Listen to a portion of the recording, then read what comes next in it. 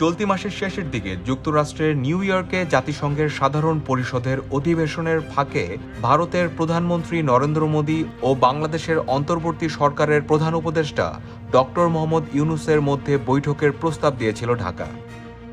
তবে নয়াদিল্লি এখনও এ ব্যাপারে সিদ্ধান্ত নেয়নি।